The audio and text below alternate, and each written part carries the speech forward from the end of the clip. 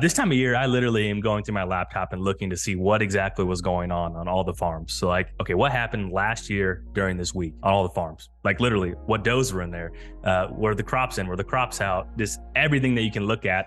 So that's definitely a huge thing because here in farm country, like bucks will only sometimes be on your farm for like a week or two. So if you're missing that, your opportunity to killing them is just a lot lower. That's the biggest thing, is just figuring out why are they there, when are they there, and how do you kill them? Like here we'll do repetitive things year over year. We've talked about it. Don's talked about it. Jeff's talked about it. And if you have that annual data, it allows you to get ahead of them and be where they are. Lights, camera, follow the trail. ready to shoot. If you know where a deer's bedding and you know where he's eating, that deer should be dead. Camera.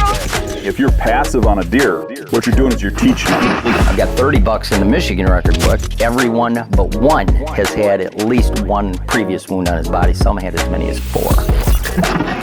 The Exodus Podcast, Your source for all things whitetail. All right, we're live. How's it going? Going well, man. Feels good to be back in the office. Kind of getting back into swing of things. It took me a week or so. I'm still not totally caught up, and I'm still missing some stuff. As you know, I've been late to a couple meetings, but yeah, man, it feels good to be back in the office. Does it? Is it better than the mountain? No, it's not. That's a lie. It's a lie. But it just feels good to not, when you're away, you know how it is. You're still thinking about work, still thinking about things that need to get done. So it does feel good to get back in the office and making sure things are going well. Yeah. Famous last words when you left was, "I'm not coming back till I kill an elk." And you came back with an elk that was killed. So tell us a little bit about that. Yeah, man, it was a tremendous trip. I don't think I could ask for anything more. It took me 9 days to kill one, screwed a couple of them up, found one big bull that I spent 5 days hunting, had him within 50 yards one time, actually within 100 twice, got busted by a cow one time, blew the herd out of the bedding area. The other encounter, it was back and forth for about 45 minutes, exactly what everybody dreams of, right? A screaming bull, very responsive vocally to your calls, just couldn't make it happen. And that falls on me as just being inexperienced. But the one thing I figured out real quick after that encounter is I'm not as good as what I think I am in Ohio, as far as like vocalizing and calling to elk. You know, when you're sitting at home or sitting in the office, bugling and blowing on cow calls and doing that stuff, it sounds really good, but knowing what call to make and knowing how that animal is going to respond is a totally different animal. I think you can only really get better at that through experience, which I got a ton of. So from that aspect, it was a great trip. As far as killing, dude, I woke up that morning and like it was ingrained in my mental fortitude, in my attitude, and I knew I was going to kill that day. And honestly, I feel like I just willed myself to kill.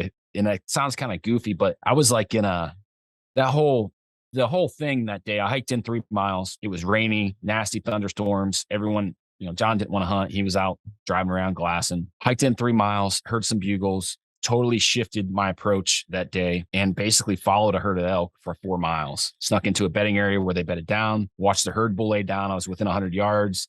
I knocked an arrow, set my pin to 60, and I just told myself, like, I'm dropping my stuff here. I'm going to sneak down in here. When I get to 60, I'm shooting this thing bedded. Like, done deal. Like, I was in a Zen state, man. And got down in there 10, 15 minutes. Wind was good. And there's just, there's 4 different bulls in there that I could tell bugling. There's cows everywhere. I'm in that bedding area for like 15 minutes, just kind of scooting on my butt. I wasn't even standing. I was kind of sliding on my butt, going really, really slow. And this little 4-point comes from my left. Stick breaks. This little 4-point starts working from my left to my right. He's like at 10 yards, less than 10 yards. And I'm like, oh my gosh, this dude's going to bust me. And this herd is going to scatter. I'm like, not today. So as he got in a little bit closer, came behind a tree, I drew, shot him quartering away at 10 yards. Thing piled up 80 yards. So yeah, cool hunt. Got really lucky on that pack out. We started quartering this thing up and it started to hail, like drop big balls of ice on us, So I told John, I was like, listen, we're going to haul this thing out, pack this thing out one trip, just one heavy load. Like, I do not want to come back at midnight in the rain to get this thing. He was like, well, let's just leave the meat. We'll hang it. It'll be okay. We'll come back in the morning. I was like, that's going to leave us. It's going to take us a whole nother day to do that. I'm like, we have to get back to your unit so you can hunt. Cause he gave up 8 or 9 days of hunting to come hunt with me. I was like, no, we're doing it one trip. He takes a hind quarter and I put the rest on my pack. I was going to say, John's not a very big guy. No, he's 150 pounds soaking wet. So he took a hind quarter. I took everything else. So I had a hindquarter, the two fronts, and then a bag of neck meat and the back straps, inner loins, all that kind of stuff, plus the head. It was so heavy, it broke my pack. And I'm thinking like, man, we got miles to go. I'm like, there's no way I'm going to make it. And I just told myself, we'll just do a mile at a time. We'll just do a mile at a time, take a break. So about 1.25 miles, 1.5 miles into the pack out, I was ready for a break. My feet were hurting. I couldn't stand up straight because the weight was so heavy. The pack was broke. Dude, we came across these cowpokes out there pushing cattle.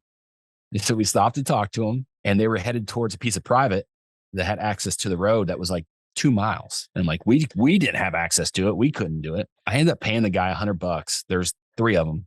We split the meat up. They led they packed the meat on their horses, took our packs, and then led the horses out 2 miles to the road. So for $100, they hauled everything to road. We got back to the 4-wheeler and dirt bike, drove around. I mean, it was still dark by the time we made it around there, but yeah, man, for $100, that's the best money I've ever spent because it was painful. Super lucky. Super lucky, man. Like, what are the odds of something like that happening? Slim to none, but right place at the right time. That's it. That's great. So another Western trip next fall, September. Oh, absolutely. If I could replicate that experience, I would give up November for September. Yeah, I mean, it was bold take for a whitetail guy, dude. The first morning we walked into bugling bulls, like we were around bulls every single day, probably except for maybe one full day where you could say 2 hunts, like a morning hunt and an evening hunt. We probably weren't in the game, even when we were in a different unit hunting, on John's tag. We were around elk every single day. And you can't ask for anything more. It was just fantastic experience. Same state next year, different state, racking up points, going to see what you can draw. Yeah.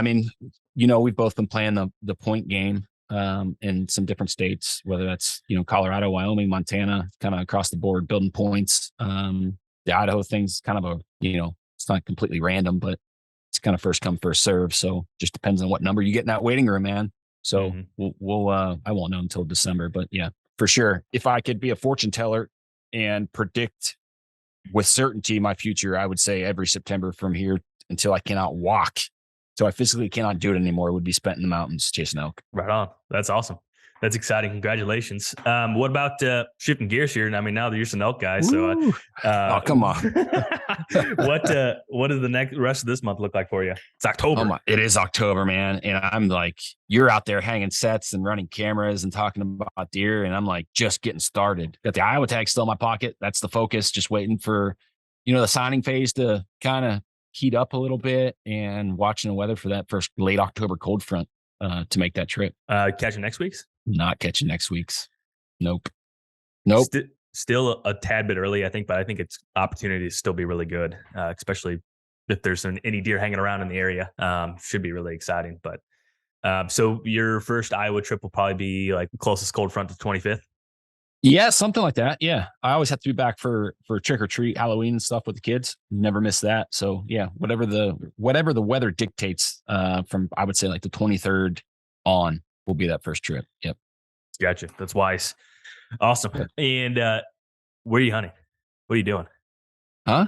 Where are you hunting, or like what are you doing? Do you have any cell cameras out? Like, have you scouted? We scouted in March and hung cameras. Are you gonna go back and check those? Or we have cameras out. Yeah, we have some local boots on the ground to assist us with some of that stuff. Not gonna name drop on here. Or okay. Give you GPS locations, but I'm going to Iowa, man. Well, I'm pressing the issue. You give me crap. Where the hell are you going? Who are you hunting with? When you going? Where at? What unit? What county? Top secret stuff, brother. Top secret stuff. Okay. Well, that's exciting to follow along. Yeah. Well, what about you? What do you have going on in Illinois? I'm scrambling. I'm scrambling right now, and not a ton of. I don't know. I go back and forth. The roller coasters of a whitetail season. Whitetails. No other animal makes you feel, including humans. I think no other human or animal on this face of the earth makes you feel as intense of emotions as a whitetail, and that's me, not as a father or anything else in life. But I'm telling you right now, I will stand by that statement. So it's been exciting. It's been frustrating. Just the full spectrum. And it's only October 12th, so that's good. Yeah, man. I see you hard at work, hanging stands, trying to get it ahead of the game, looking at annual data, watching the weather. I mean, how many sits are you in? 2, 3 sits in? Yeah, 3 right now. And 3. Yeah, it's tough because all these folks we talk to have trying to balance your sits here.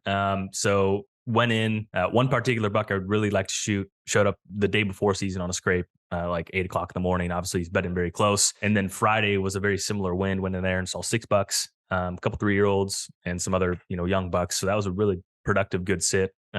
Everything was right besides the buck that's there. He hasn't been there in a while. Ironically, he actually showed up last year on the 12th in the evening, and the 17th in October, and then hung out in the rut. So that's a buck that I'm specifically targeting basically on historical data solely. He doesn't live on the farm. Don't know where he lives, to be honest. So that one, that's a deer I'm definitely really excited to chase. And then some other deer that with a little bit of history that are also, it's really what's most exciting about actually owning some ground now is I can actually make the improvements that will eventually make an impact this time of year. But hunting random movement on a random farm when you just know it could be a 10 out of 10 and it's just like a 4 or 5 out of 10 and you're just trying to get somewhat lucky, it drives me crazy.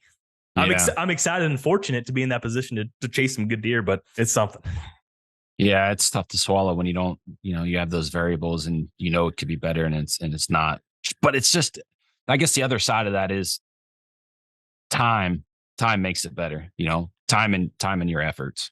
Yeah. And that's those you can control those things. So that's right. That's the plan. But no, I'm really excited. This next cold front coming in, definitely will be hunting here. A couple specific bucks in mind, but we'll see kind of what the cameras say leading up to that. But I'm pretty pumped. Last year, after moving and just being really busy, I don't think I even hunted till like the 16th of October last year. So I feel much better position to be in right now. Yeah. Got most of the kinks worked out. Like those first couple early sits. Yeah, actually. Yeah, for sure. Yeah. How often do you forget at least something, 1 or 2 things that are super important in the first sit? Yeah. Every 90% of the time in the first sit. Yeah. That's sometimes you want to do like a throwaway hunt. I honestly might try to target a doe this week just to go through the motions as well. Yep. So that's the plan. But I think, we've, this podcast has grown a lot. Thanks to everyone that obviously listens and has supported the podcast, all the guests that have come on. And so that's really exciting, but something that I felt like we lost the roots here a little bit. Like we manufacture trail cameras. That's how we're able to do this. This is why we do it. And it's to educate folks to get the most out of their cameras. And would you agree that cameras are probably one of the most powerful tools in targeting and killing a specific buck? Oh yeah, 100%. I mean, I think a couple of years ago, maybe 2 or 3 years ago, I went on record and said the advent of cellular trail cameras is the most modern, powerful advancement to deer hunters since the invention of the firearm. Like I think that they are that powerful, that deadly when used correctly. Yeah, and that's the key. Use correctly. It's very easy to use them incorrectly, and we're basically doing a masterclass here today on trail cameras of all the mistakes I know I've made, and I'm sure you've made as well, and how to avoid some of these pitfalls and just make the most of this upcoming season. But what's one of the things right away that, and I checked some cards this recently that I fell victim to this. So I'm not coming out of this as a way of like, I'm perfect. I make these mistakes and I remind myself all the time, like, don't do that. It's dumb. So yeah, go ahead. What's the one of the first things that people really need to keep in mind? Well, just to add to that real quick, nor am I perfect. I have a set that I hung over the summer in a dynamite bedding area, cell camera. Did not go through the mental checklist and the things that we're going to talk about. And that camera had the wrong damn firmware on it. And it ran for a few days and that was it. Haven't been back since. But those are the types of things that, man, it's frustrating, it pisses you off, costs you money, costs you time. And ultimately, it hurts your hunting experience too. So, but anyways, even though that we're pros at this, we still make mistakes. That was the point I was trying to make there. Right off the rip, man, I think, over the last 7 years of doing this with Exodus and then, the experience prior to Exodus, we've been the first to talk about a lot of this stuff. For whatever reason, there was no authoritative figure, and we have become those people that company, that face. So this is, coming from, as you said, our experiences, our failures, our research, all of that. So, but I think, looking at some of this stuff, batteries, power sources are so critical to operating any high drain electronic device, man. If you don't have the correct power source, you are putting yourself behind the 8 ball. And, we harp on lithium batteries. There's some new technology coming out that may alter this a little bit. But when you start looking at power sources, high drain devices need constant voltage. So the operating system of like our 12 volt products are 9 to 12 volts. We recommend lithiums because they have a constant voltage output, regardless of how much capacity is used there. So a lot like the example we give at trade shows is a lithium power drill. You run 1,000 screws into a deck, you have consistent power, but then in 2 screws, the thing's dead. So when you look at a discharge rate, you're at, 1.68 volts, 1.6 volts, 1.62 volts out to 3 amp hours, and then they die. So you're getting constant voltage output for that camera to work properly. Your flash unit has proper power. Your detection, your PIR sensor has proper power. Everything has what it needs. When you start to run lithium or alkaline batteries, that discharge rate, if you're looking at this on like a chart, right? Are you following me? I'm following you. You have your vertical axis would be voltage, and then your horizontal axis would be capacity. Alkalines start at 1.5 volts, but every single time that device draws power from it, you have voltage loss. So what happens is when you're at 55, 50%, 60% of available capacity on that battery, you are now below 9 volts. So if you take 1.5 volts, say you get down to 1 volt, which is, I don't know, roughly, I'm not super great at math, and I can't think of what that percentage would be. Just call it 60%. When you're at 60% of 1.5 volts, say you're at 1 volt, you have 8 batteries in a 12 volt product, you have 8 volts. Like there's not enough power there to operate that. And there's some chemistry there behind batteries, alkalines. The resistance changes in extreme weather. During hunting season, it gets cold. They use a water-based electrode. They can freeze, leak, cause damage to your device. Man, it's just, listen, learn from our experiences, learn from our research, ditch the alkalines, go to lithiums. Now, with that being said, everybody knows how crazy the price of lithiums has been. Stupid, crazy. Yeah, $30 couple of dollars for a pack if you go to a retail store. And from a distribution side, we can't even get them. Like we're limited to like 10 packs or a case or whatever it is a month. That's it. I mean, that's what kind of supply issues that are going around right now. So external power has become a very good, viable option, whether you are running cellular cameras. When you're running cell cameras, it's a necessity. It's not even an option. It's a necessity. But also now those external power sources have also become a good option for standard SD card cameras because of the cost of the throwaway single use AA lithium batteries. Mm-hmm. Yeah, we've been selling a lot of solar panels, and for good reason, because it does not take long. Before, you had to have at least a little bit longer term vision for that break even. I mean, with the cell camera, the break even is really, really fast. And quite frankly, I don't know. It's just sometimes you have to draw a line on when you're buying hunting stuff of like, it's easy to spend a bunch of money, but like you're putting that cell camera out there to not go back in there, period. Like that is why you bought it. You bought it to work. And so that's where in my mind, you have to use a solar panel if that's your goal. Now, if it's solar or a cell camera that you just plan on, I can easily access it or anything else along those lines. Well, maybe you don't have to have a solar panel, but by and large, it just makes so much sense. Yeah, absolutely. Beyond power sources, man, the next thing that we see is just improper SD card use, which is a big one. It's very hard to stay organized, but kind of the best practice areas, get a card that is recommended for that specific model, camera, or manufacturer. It'll be in your user guide, but not just get one of them. Get two. If you're running standard SD card cameras, label that camera, marry those 2 cards to that camera, swap cards, and those cards shouldn't ever go into some kind of off-brand card reader or digital camera to check your photos. Nothing like that. You're going to cause yourself issues with file allocation tables or codec or structure of those cards. 99% of the time you're okay, but every once in a while you will have a problem, and you're going to blame the camera, not the SD card. So forego that. Follow best practice. 2 cards per camera. You swap them out.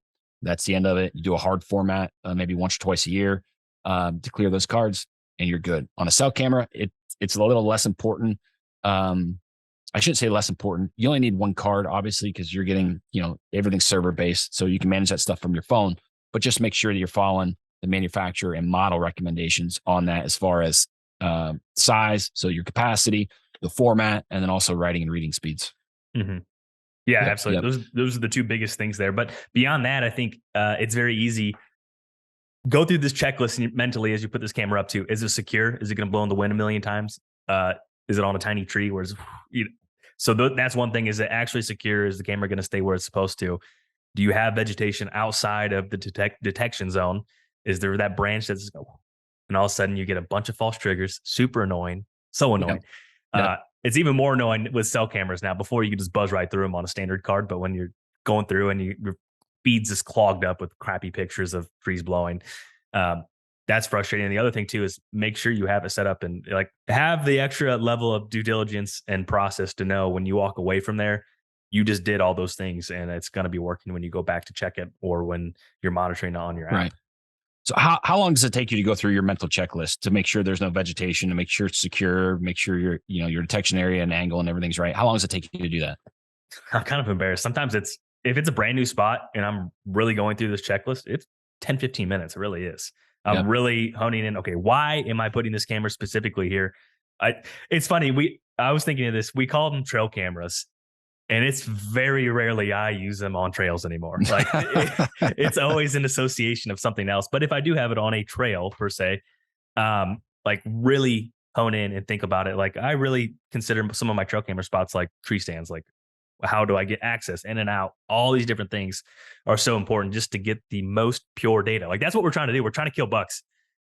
Sometimes I do have cameras out. I just want to get pictures of big deer in cool ways or like on a crest of a hill just because I like that.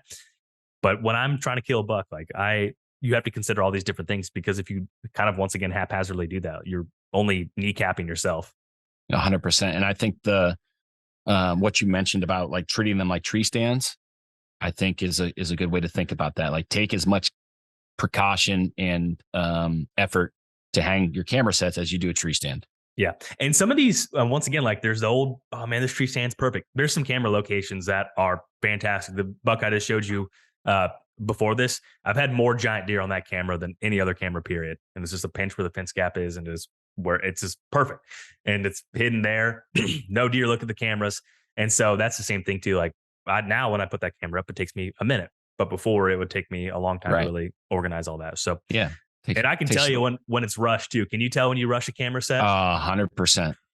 100%. It might be cattywampus a little bit. So your frame, you're not level on the frame, or might be angled a little bit, tipped down or tipped up a little too much, which all leads to, I don't want to say inaccurate data, but probably more photos or false triggers than what you really need. Mm-hmm. 90% of that stuff is user error and how the camera set up. Even photo quality is dictated by how you set that camera up, not just your settings, but the physical location, how you have it angled, how much backdrop you have there for the light to be captured, like as far as a nighttime image, like all of that stuff revolves around how you set your cameras up. So, a lot of people just say, oh, this camera takes crappy pictures. Well, to some extent, better cameras will take better pictures, but you can do a lot. You could take the same exact camera, same model, same everything, and have two different people set it up, and you can have very drastically different results as far as photo or video quality. Yeah. Give us one of our cameras or give it to one of our team members to take a knife lifestyle picture. Same exact camera. It's how you use it. So tell me in like 45 seconds how to get the best night pictures, period. From a best photo night quality. Pictures. Yep. Make sure you have proper power source. And you want to have some type of backdrop in that photo. So obviously inside the setting, leave like in our cameras, the flash is adjustable. Leave it set to high unless you're in very, very tight, close quarters. But to do the best, you want that light to be reflected back to the camera. So it's called retro reflectivity. So for example, if you're on a fence row and you had trees on the backdrop at like 35, 40 feet, that light is going to hit those trees, be captured, held for a while, or reflected back to the camera. It allows for more bright nighttime pictures. You could take the opposite of that, put it into a cut crop field, or a food plot where that light is dissipating out into nothing, space. Those pictures are naturally going to be darker. Yeah, that's huge. And it is crazy how much of a difference that makes. Someone might just think that's kind of empirical or like, yeah, that sounds cool, but it really does make a big difference in those settings. So yep. What about you mentioned hanging cameras on trails? Talk about that for a minute, because this is something we sent some cameras, some guys in Idaho were running cameras, and like they're just totally set up wrong. Yeah, well, I mean, I really don't run them on trails too often anymore. They're always in association to a scrape, food source, and really, or a specific pinch. I mean, Right.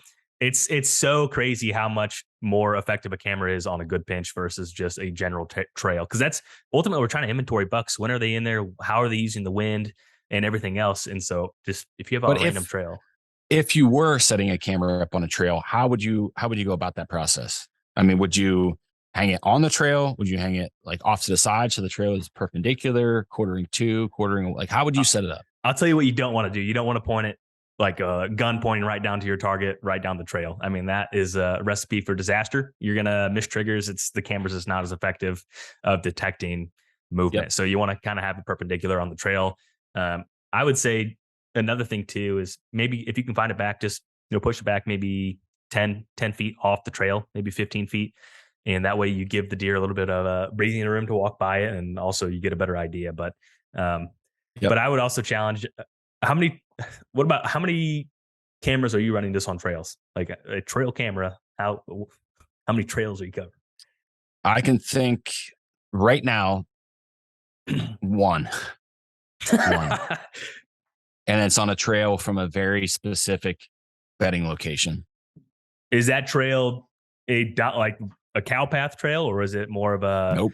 Okay. Nope. So it is there very specifically to know what buck is using that bedding area, and that is it. Yep. Very specific set, not a general inventory type strategy there. It's around one specific deer in one bedding area. That's all. What have you found so far? That was the camera that needed the firmware update. Oh no. Dang.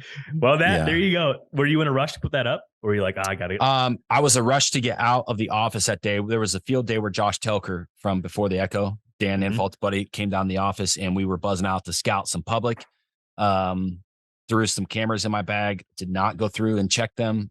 Just grabbed cameras off my desk. One need updated. I did not check it when we hung it. Big mistake.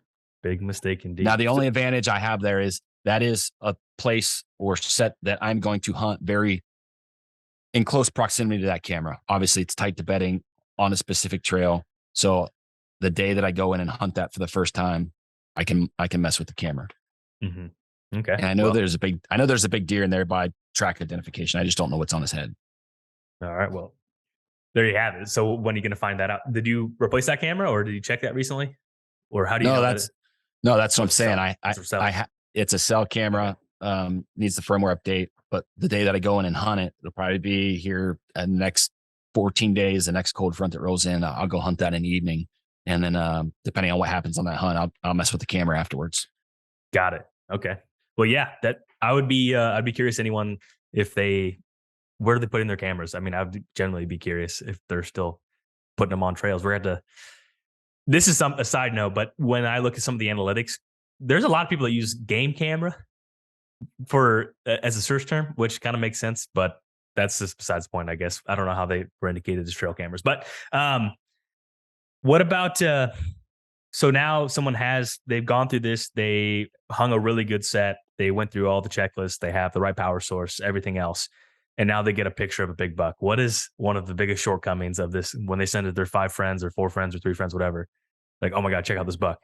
That's exactly what happens, man. Everybody gets jacked up about the pictures or videos, and they're not asking themselves why. And I think, like, man, when we start analyzing stuff, and you and I are just kind of talking back and forth, I think you're like a mad scientist putting this stuff together. Like, your memory. Mad indeed. Like, yeah, man. Like, I think that you do a really good job of like asking yourself why and what is happening there. So I feel like you're better. I mean, I think that you're better suited to talk about this, because I think you do a better job than I do. Yeah, I mean, a lot of times it's like the meme with the guy with that, like, with all the different yarns and everything else. A lot of times it ends up to something like that. But I just think deer are sometimes a lot more predictable than what we give them. I mean, I think one of the biggest things that you can do is just think of things objectively. So, for instance, that buck that I was mentioning that was there the day before season. Okay, so I went and looked. Okay, what was the wind? All right, it was a northeast wind. Okay. He was walking up a hill right before he's going to go bed. More than likely, he's going to bed off the leeward side of that hill and look down in the open. And then, so, okay, well, I think he's bedded here. And so it's like deer do a lot more deer things than what we account for. Where if someone just looked at that picture, they would be like, oh, crap. Well, that's cool. I don't know when he's going to be back again. I went in there and sure enough, all the bucks did the same exact thing. They went and bedded up on top of that knob.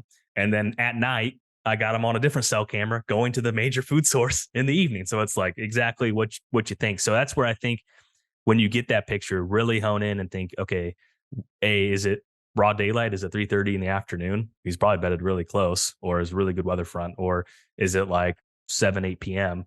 He might be a little bit further. And so that's where I just think there's a lot of different things that you can really look at, and just the more things you can document, the better, in my opinion. No, absolutely. Well, what about after you get that photo? Like, what are you doing afterwards? Is it just like he's there, you're asking yourself why and what, kind of wrapping your brain around what exactly is going on and that photo's forgotten about? Like, what are you doing with afterwards? This time of year, I literally am going through my laptop and looking to see what exactly was going on all the farms. So like this, I think it was Sunday, I went through and I looked at just, okay, what happened last year during this week on all the farms? Like literally what does were in there, were the crops in, were the crops out, just everything that you can look at. And so, yeah, I document all this. I pull all these cards and I literally take the entire file and then put it in there. Would it make more sense to organize them? Yes, but I don't have time to do that. It's quicker for me to just go back and flip through them later. So that's definitely a huge, huge thing, because here in farm country, like bucks will only sometimes be on your farm for like a week or two. So if you're missing that, your opportunity to killing them is just a lot lower. But yeah, I mean, that's the biggest thing, is just figuring out why are they there, when are they there, and how do you kill them? Yeah, the annual data thing I think is ultra important, because cell cameras has changed just a little bit, but when you're chasing photos, if you're checking your cards and the photo was taken 2 weeks ago, like it's past tense, right? Like it's already happened, it's already gone by. You need to get ahead of that deer. Don, when you interviewed Don, you guys were talking about this, right? You're trying to get ahead of that deer, and that's where the annual data, like deer will do repetitive things year over year over year. We've talked about it. Don's talked about it. Jeff's talked about it.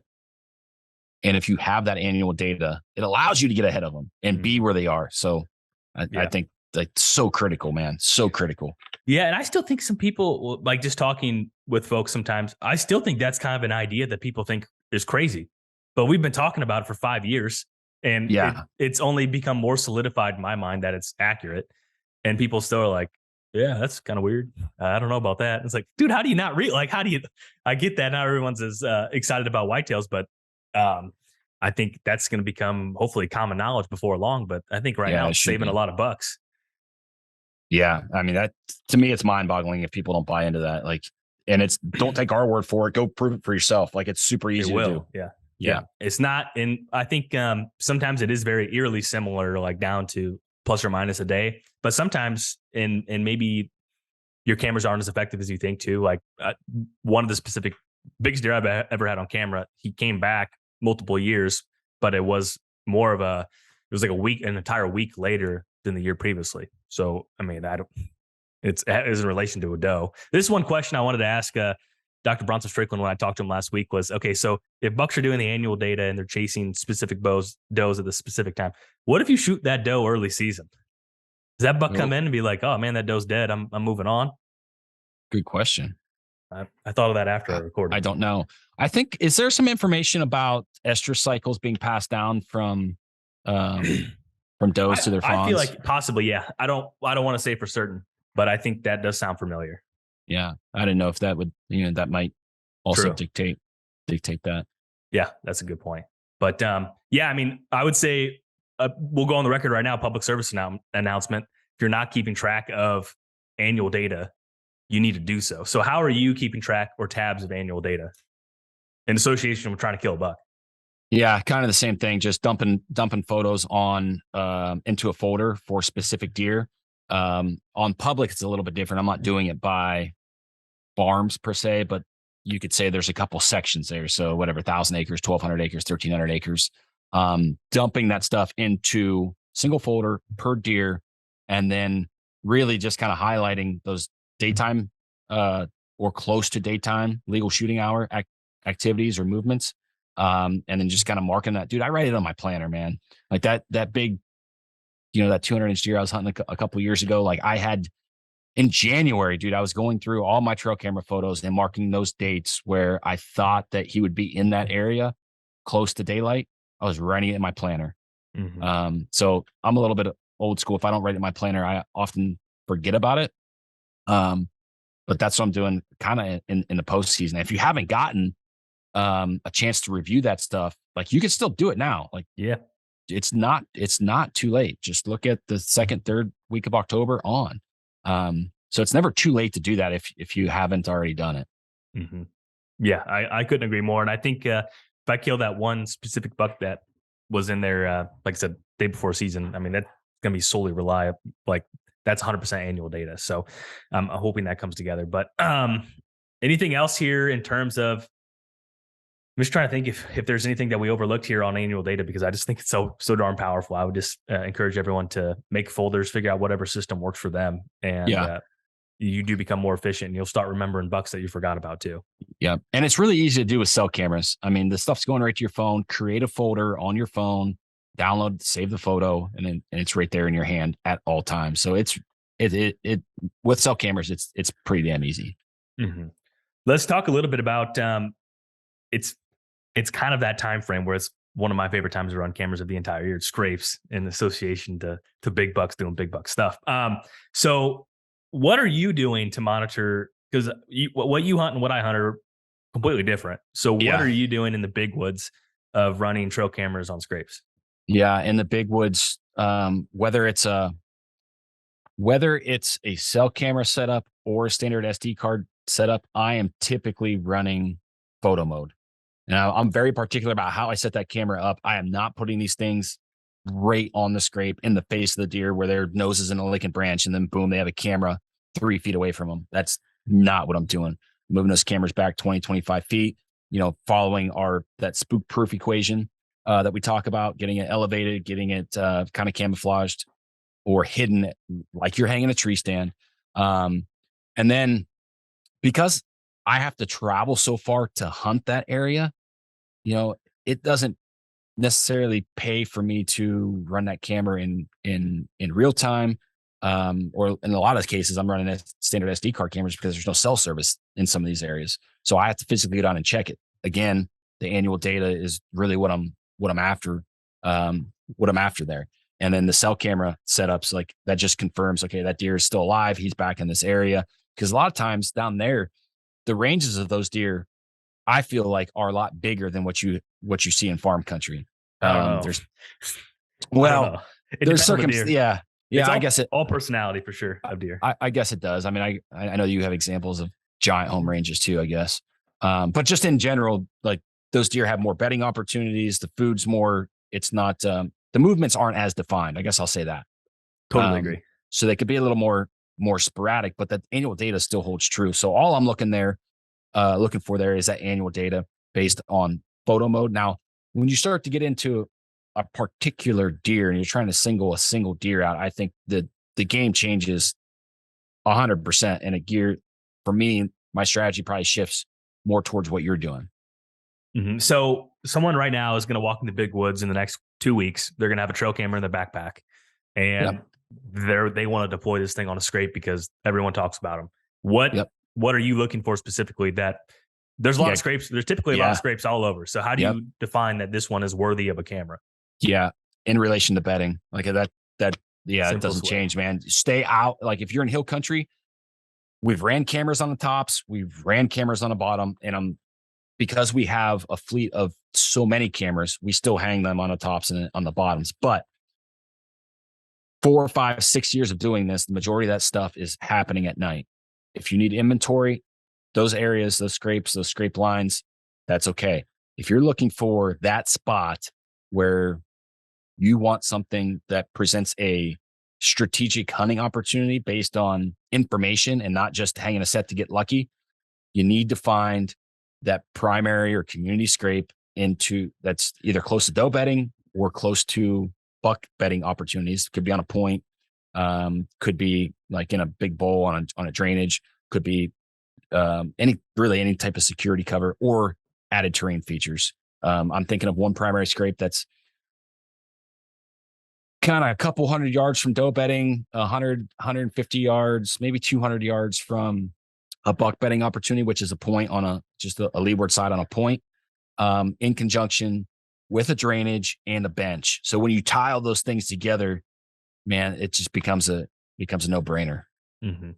Yeah. I mean, I think there's such a powerful thing for getting inventory and trying to figure out when a buck is actually the biggest opportunity to kill a buck. I mean, I think that's really what it boils down to, is what scrape data can tell you for sure. But yeah, I mean, I would say very similar here. It's usually in association to where there's a lot of deer bedded, and proximity to cover. That's pretty much the easiest way to say that. But I think the more scrapes you see and the more time you spend in the woods and the more cameras you put up and monitor scrapes, you will eventually get a sixth sense of, this is the scrape. Like, this is an outlier. This is the one that you really need to hone in and check out. And I can't really describe it, but if you do it long enough with enough cameras, you will understand what exactly I'm talking about.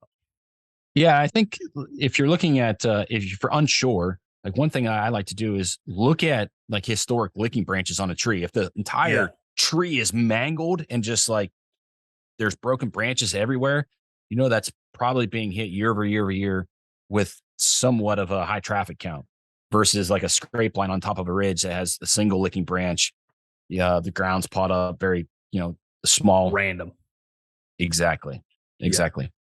Yep, I would agree. But yeah, I mean, in essence, how does this scrape relate to bedding? And then there's some scrapes that I don't necessarily know if I would call them a community scrape, but it's still really during that last week of October on a good food source, on an evening that the majority of the deer are going in and hitting. That's something else to at least consider. I mean, that's different. I can only think of like 2 or 3 of those out of all the cameras I've ran that fit this, but if someone has that really highly desirable food source in late October on kind of the edge of where the bedding, where deer are spending time, more likely bucks are going to be going in and checking those out, and that'd be an awesome evening set.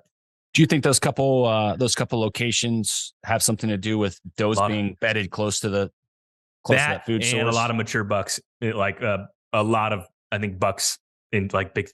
This is the other thing too. So I would say, if you are unsure, you're not targeting a specific buck, and you just simply want to kill a good buck, whatever that is to you, and whatever that means to your area, wherever where the most of them are, go post up on a good scrape during scrape week. That is going to be in the first couple days of November. Guarantee you will have an opportunity. So think of where is the most amount of bucks, and how do I make this set the best? You will find success. Density.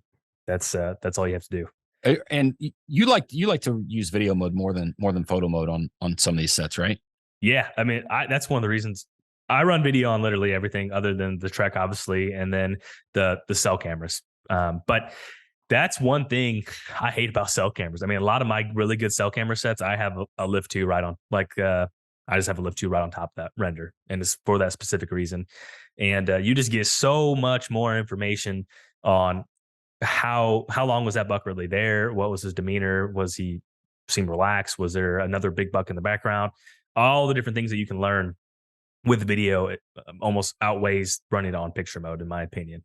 We'll go into that in a little more detail. That I could think of an example of, it might have been 2 or 3 years ago. Big 8-pointer you had on video, or had on a scrape, came in with his tail tucked. Walk us through. You remember that specific? That old? Yeah. I mean, so what you can do is often see how is that deer like just a stud going in there and no cares, really aggressive, laying down sign aggressively, or is it a buck coming in really gingerly and just like kind of nervous, and that can kind of tell you where he's at in the hierarchy of bucks in the area. And beyond that too is just some of these bucks are they just look mean. And I know that sounds dumb, but there's some in Iowa, I swear, deer are angry out there. I mean, those bucks just seem angry at the world and just lay down so much aggressive sign. And then some of these other areas are just more gingerly. Well, the deer that I'm talking about, you ended up killing the next year, right? Yeah. And when you saw him, you specifically knew how to vocalize to him by the previous year's scrape video, because you knew he got his ass kicked, got his butt beat, I guess. Sorry for the cussing. That, if you maybe did something a little bit different, he would have been timid and went away from What a win from Yes. your stand. Yeah. So just to recap that briefly, he was bigger, a lot bigger the year before, but he was at the end of the season, he had his tail tucked and just looked like he did not want to mess with anyone, but he still wanted to, lay down sign and check does. And so then the following year, I just literally let out the most soft doe bleats possible. And he ended up circling back and ended up killing him. And that's one of my favorite sets of all time. And that was where I was really learning how to manipulate the wind. So this was an area where there's some topography, and it was a southeast wind.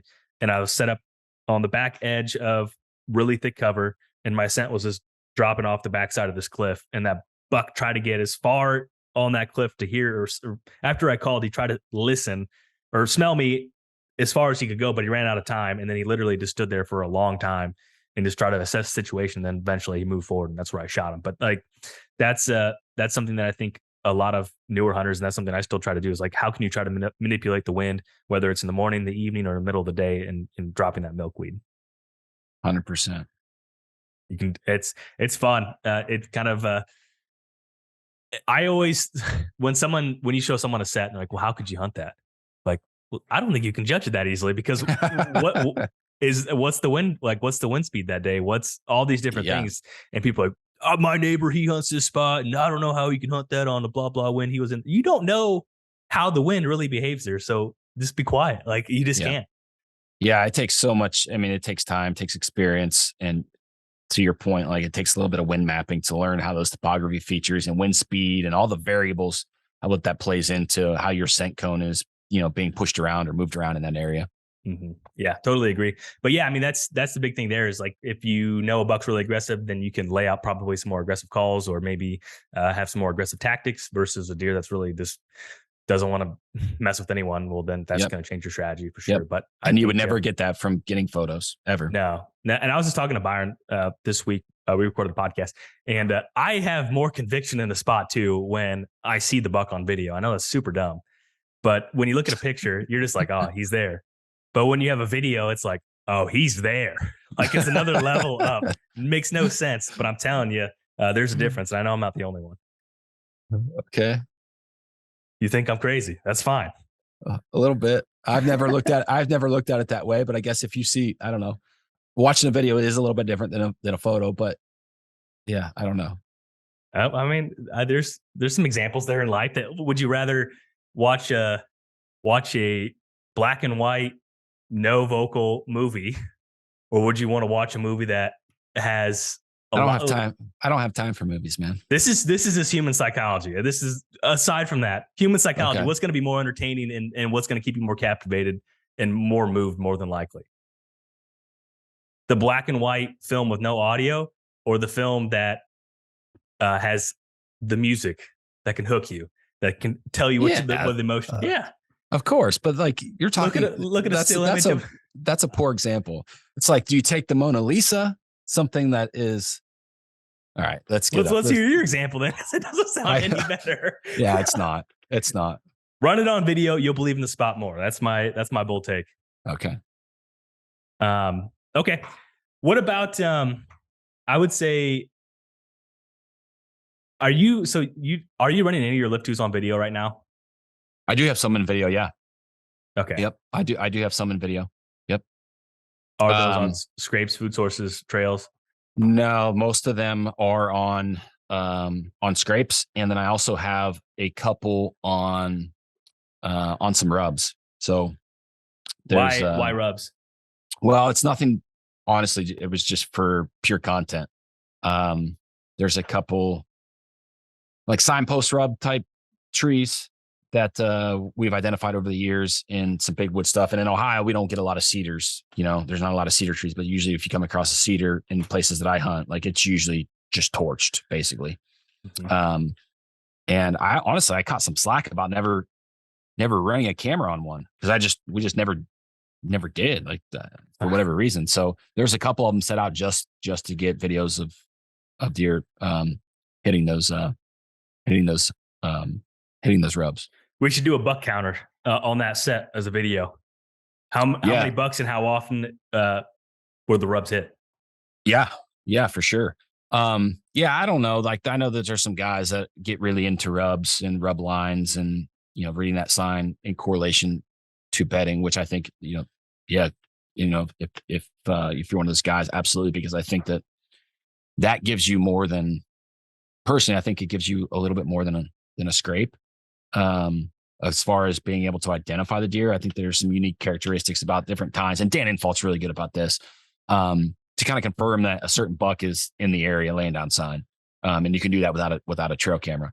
But outside of that, yeah, those other cameras that I'm thinking of are on scrapes.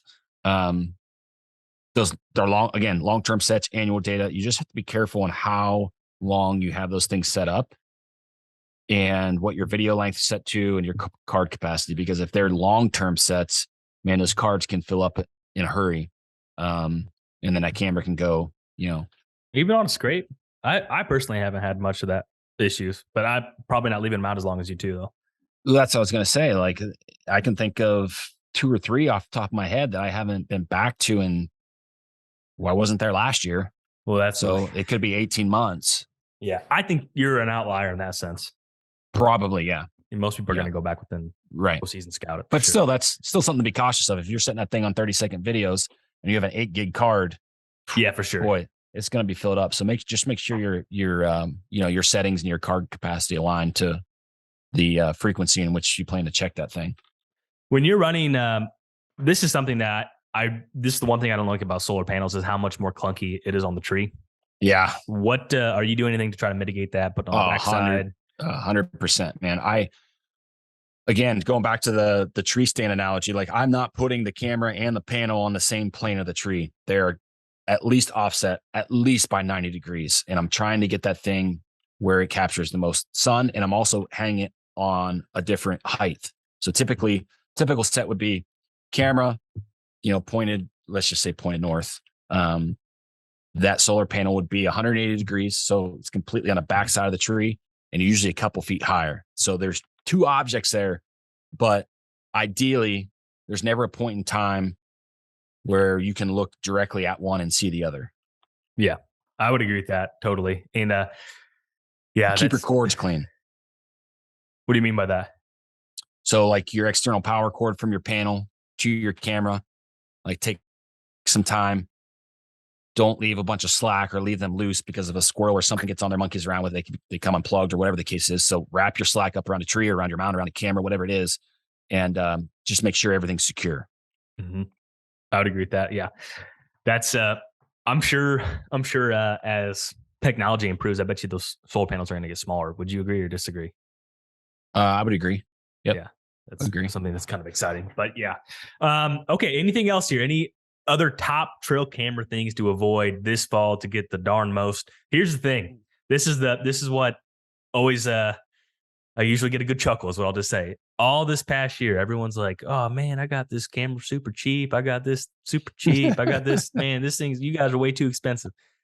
Don't come crying in November when you go pull that card and you're like, oh crap. Well, I would have rather paid more to have that data. Because guess what? The annual data is gone. It's only October and November one time a year. And if you miss out, you're screwed. You're not screwed, but you're missing out on what you've been waiting for. Yeah, you are screwed because now you're behind the 8 ball. Like if you're a believer in the annual stuff, like so many other people, like you just lost the whole year. It's not just October or November. Like you lost the year, man. You have to wait until the next calendar year for that opportunity to come again. Mm-hmm. Like that's invaluable. To me, time is invaluable. It is the one resource, asset, whatever you want to call it, that you cannot create more of except through efficiency.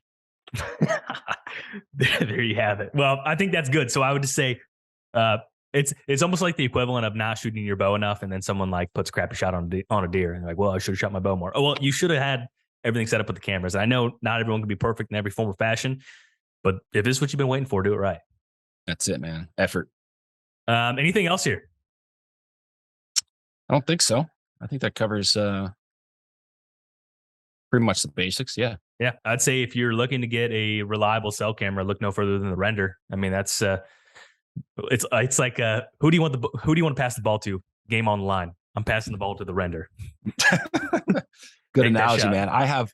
Dude, there's a couple sets I can think of. One particular, 3 years running, haven't touched it. Amazing. Set up with a solar panel. Yeah. 3 years. And it's in a low signal area, so I had to put a booster antenna on it. Dang. That's Same one here. thing. That's one thing. If we're on this topic, we probably should mention cellular cameras. Think of them as like a mobile phone. The better the signal you have, the better the device is going to work. The poorer signal you have, the worse your experience is going to be. And that is all the way through battery life to, upload efficiency, any kind of errors you have, anything. If you don't have good signal for whatever device and network that you're trying to work with, you're probably not going to have a good experience. Keep that in top of mind. Mm-hmm. Yeah, absolutely. Well, wanted to say thanks to everyone for all the support throughout this year. Gosh, it's been quite the ride of 2018 to where we're at today. And it's just cool to hear all the different impact that it's made, whether it's people getting better at the thing that they love or they're learning more things or whatever the case may be. It's pretty awesome, especially that we're able to be along with your journey.